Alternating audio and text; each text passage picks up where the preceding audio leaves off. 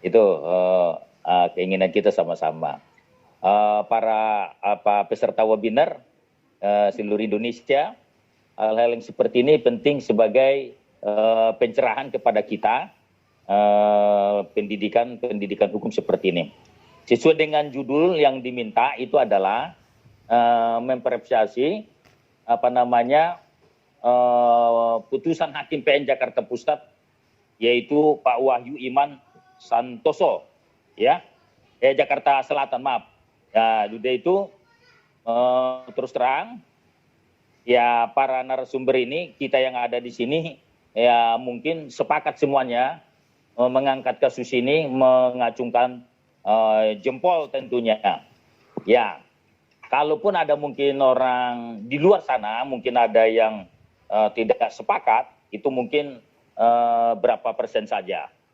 Tapi ini patut kita acungkan jempol bahwa kasus ini mulai terjadinya kasus pembunuhan ini ya di Jakarta Selatan, ya di rumah dinas daripada Kadipropam Pak Ferry Sambo. Ini memakan waktu 6 bulan diproses. Alhamdulillah sudah putus.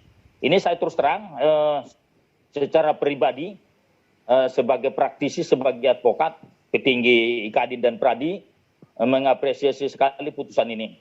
Juga saya terima kasih juga kepada para jaksa, terutama dari Kejaksaan Agung maupun dari Jakarta Selatan, dan juga termasuk penasihat hukum daripada almarhum Joshua untuk mengawal kasus ini, yaitu rekan Kamarudin SH dengan kawan-kawan.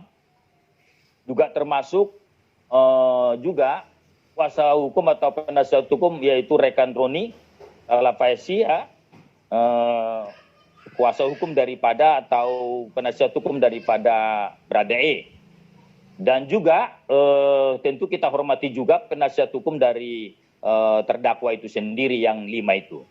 Belum lagi yang lain-lain sana. Tapi alhamdulillah kita sudah menerima, mendengar sendiri bahwa 5 terdakwa ini sudah diputus. Ini suatu prestasi kepada kita, bahwa memang terus terang kasus pembunuhan ini adalah kasus pembunuhan yang sadis, berada di lingkungan Polri itu sendiri, ya, antara atasan dengan bawahan. Bagaimana kita lihat kasus ini perjalanannya seperti apa? Tentu saya berbicara di sini tidak mau mengupas secara keseluruhan dari analisa yuridis, karena sudah banyak pengamat, pakar juga membicarakan masalah kasus ini di luar pengadilan. Ya, antara lain misalnya Profesor Dr. Gayus Lumbun SHMH. Beliau adalah sebagai akademisi dan juga sebagai mantan hakim agung dan politisi PDI Perjuangan. Termasuk juga Profesor Dr. Otto Hasibuan SHMM juga pernah diminta sebagai narasumber membicarakan masalah kasus ini. Nah, kepada kawan-kawan para pengacara yang mendampingi kasus ini, kita apresiasi kegigihan khususnya pengacara pelapor, ya luar biasa, kesabaran dan keuletan dan kegigihan. Dan juga saya apresiasi juga ormas-ormas Batak seperti Horas Bangsa Batak, dalam hal ini pimpinan rekan kita Lamsiang Stompul SHMH berpusat di Medan. Ini ormas, termasuk ormas besar Batak juga. Begitu juga dengan ormas Pemuda Batak Bersatu, masih banyak lagi. Ini menaruh perhatian benar terhadap kasus ini. Ini mungkin pertama dalam sejarah, meskipun orangnya hanya mati 1, tapi bisa mendunia kasus ini. Ini luar biasa. Nah, ini juga kepada adik-adik mahasiswa, ini bisa dijadikan sebagai bahan diskusi di kampus, terutama Fakultas Hukum, sangat dalam rangka misalnya tentang penelitian dalam membuat misalnya karya tulis ataupun skripsi untuk penelitian. Ini penting sekali. Nah, saya terus terang saja melihat kasus ini, bagaimana kita bisa melihat ini. Ini pertama kali juga saya melihat ini, saya pernah diwawancarai juga masalah ini, bahwa saya minta perlu ada keberanian hakim di sini. Beranikah hakim memutus perkara ini dengan dakwaan primer dengan pasal 55 ayat 1, ya butir ke-1, sedangkan subsidiarnya itu pasal 338. Subsidiar itu yang dikenal dengan delik penyertaan.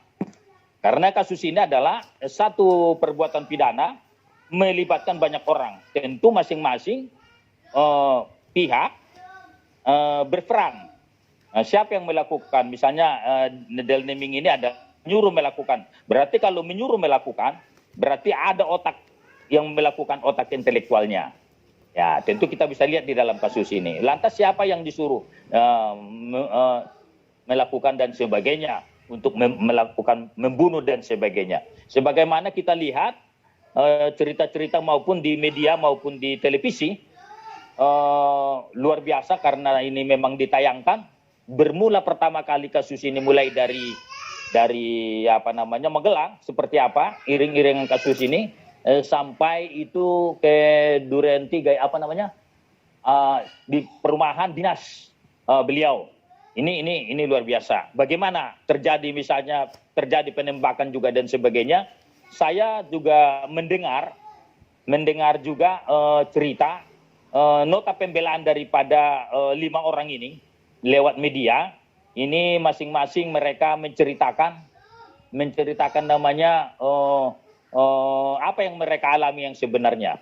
Ini masalah mereka jujur atau tidak itu Allahu alam, tapi biarkanlah hakim menilai. Ini luar biasa, tapi di antara mereka itu tetap masih mempertahankan argumentasinya bahwa tidak seperti yang didakwakan itu. Ya, ini dari kelima terdakwa ini.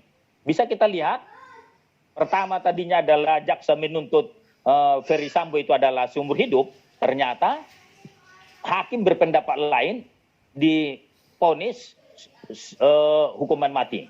Itu udah 340 itu terbukti.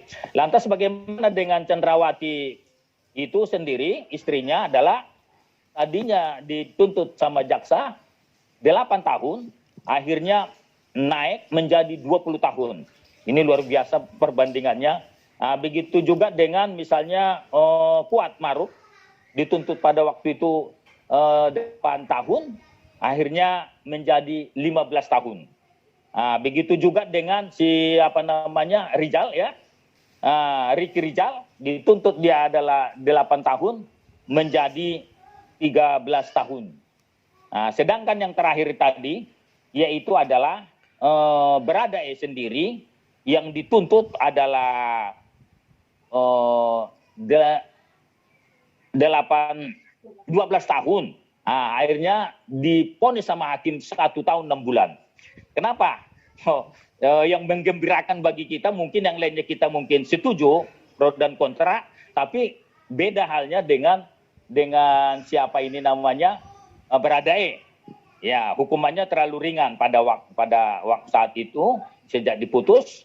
Ini luar biasa. Tadinya kita kaget karena beliau adalah sebagai saksi justice kolaborator, adalah yang mengungkap perkara ini sehingga perkara ini bisa terbuka dengan lebar-lebar untuk terang benderang mengenai perkara ini sehingga semua orang bisa lihat. Hakim juga otomatis memperhatikan itu semua. Nah, ini yang menggembirakan bagi kita. Begitu jaksa menuntut 12 tahun, kita kaget pada waktu itu.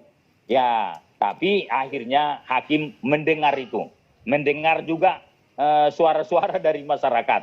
Nah, itulah. Tapi walaupun misalnya saya katakan Baradae dihukum dengan 1 tahun 6 bulan, ya ada juga pakar pidana dari ahli kriminologi dari UI, Miliana, mengatakan itu terlalu ringan juga. Karena apa? Dia mengatakan itu terlalu ringan karena justru yang namanya Baradae itu adalah eksekutornya sendiri yang menembak daripada almarhum Joshua. Tapi itu pendapat beliau. Tapi apapun ceritanya, banyak juga simpati masyarakat terhadap kasus ini, khusus kepada Richard Eliezer Baradae. Ini sangat luar biasa. 1 hari kemudian atau berapa hari kemudian ada berita dari Kejaksaan Agung eh, tidak akan banding terhadap kasus ini. Nah, ini harapan masyarakat. Ternyata memang benar-benar mereka tidak banding. Bagaimana dengan seperti misalnya Pak apa namanya Sambo misalnya ya, Ferry Sambo termasuk yang namanya Ibu Cendrawati dan lainnya itu mungkin akan banding. Nah ini perbedaan-perbedaan seperti ini saya katakan ya inilah dunia hukum kita, dinamika hukum kita seperti ini. Saudara-saudara peserta webinar yang saya hormati, keadilan pro dan kontra suatu hal yang biasa. Jadi saya juga terus terang sebagai manusia yang beragama dan beriman merasakan sekali khususnya kepada Pak Samuel dengan istri dan keluarga bahwa kehilangan seorang anak sangat sedih sekali. Apalagi itu anak yang dibanggakan untuk untuk membangun kehidupan yang lebih baik. Ini luar biasa memang anak ini anak yang baik. Anak juga anak katakan yang penurut, beragama dan sebagainya. Bahkan beliau baru sebelum meninggal sudah menyelesaikan pendidikannya sarjana hukum. Ini sangat sedih sekali kalau kita dengar memang biasa. Ini agak terobati keluarga almarhum Joshua dengan keputusan-putusan seperti yang membanggakan ini. Ini bisa membuat semangat lagi hidup kembali. Nah ini saya sebagai narasumber di sini karena sudah banyak sekali dikomentari masalah ini. Nanti mari kita sambil menunggu dua narasumber yang lain, karena dua narasumber yang lain itu adalah satu kuasa hukum berada di luar sidang, yang adalah kuasa hukum dari pelapor bersama kawan-kawan, yang satu berada di dalam sidang. Jadi sangat mengetahui sekali maksud dan tujuan daripada webinar ini. Itu. Kedua juga berikutnya lagi yang saya perlu tekankan kepada kita semuanya, ini bagaimana misalnya ada lagi komentar-komentar, saya pinjam pendapat daripada Prof. Gayus Lumbun mengatakan dan mengomentari kasus ini mestinya harus ada motif pembunuhan ini. Yang motif pembunuhan ini belum terlihat apa motifnya. Kalau memang motifnya misalnya adalah saya katakanlah delik susila, katakanlah misalnya pelecehan seksual, tapi tidak terungkap di persidangan dengan jelas. Yang namanya motif mulai dari dari perjalanan mulai dari Magelang sampai komplek Tenguling termasuk rumah dinas di Duren Sawit, Duren 3 itu akan terlihat. Misalnya, ini komentar beliau, saya hanya pinjam saja sebagai bahan diskusi kita. Misalnya pada waktu itu bagaimana? Misalnya ada kejar-kejaran dengan kuat masalah pisau dan sebagainya, termasuk masalah senjata, diamankan oleh Richard Eliezer dan sebagainya. Ini juga mestinya akan terungkap dalam kasus ini. Ini belum terlihat motif ini. Yang itu adalah pendapat beliau sebagai mantan hakim agung. Saudara-saudara peserta webinar yang saya hormati, saya katakan ini baru putusan pertama, putusan pengadilan tingkat pertama. Ini sudah menggembirakan. Tapi kita nggak bisa juga langsung berpuas hati, tapi kasus ini harus tetap dijaga, katakanlah dikawal sampai ke Pengadilan Tinggi DKI Jakarta yang namanya banding dan juga kasasi. Karena terus terang putusan yang ada di Pengadilan Negeri dan putusan yang ada di Pengadilan Tinggi itu adalah bagaimana penerapan hukum, bagaimana fakta-fakta di persidangan. Itu yang diulas dan dikaji oleh para hakim. Tapi terus terang saja begitu ada upaya hukum kasasi, yang diperiksa di kasasi itu adalah penerapan hukum. Apakah hukum itu diterapkankah hukum itu di Pengadilan Negeri atau di Pengadilan Tinggi, itu adalah tugas daripada Hakim Agung. Ini yang perlu, jangan sempat nanti misalnya kasasi kasus ini ke Mahkamah Agung dan mengecewakan kita semua yang sudah apresiasi terhadap kasus ini, empati, ternyata kecewa. Jangan sempat terjadi. Karena ada juga pendapat-pendapat di luar sana, ada celah di sini, Ya, saya katakan kasus ini ya dari seorang pakar tadi saya katakan Prof. Gayus Lumbun mengatakan ada celah di sini, kasus ini bisa-bisa saja kasus ini nanti akan dibuka kembali kalau memang tingkat kasasi memungkinkan kasus ini buka kembali supaya terang benderang. Nah, inilah yang kita harus jaga masing-masing, khususnya sebagai kuasa hukum. Ya, kalau untuk mungkin sama apa namanya terdakwa apa namanya Richard Eliezer ya para DE ya mungkin sudah aman, hanya saja ingin menunggu yang saya dengar beberapa hari menunggu sidang kode etik.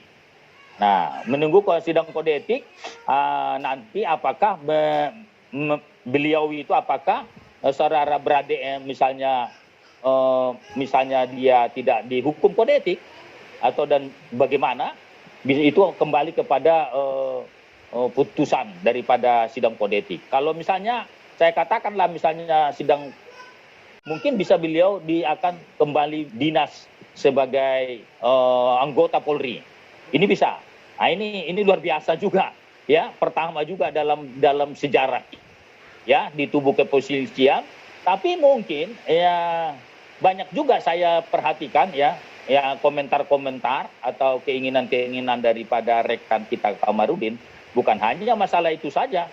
Bahkan kemarin saya juga melihat di media ya melaporkan ya ke Bareskrim bahwa ada juga yang harus dilaporkan ke masalah-masalah katakanlah misalnya kepentingan-kepentingan almarhum.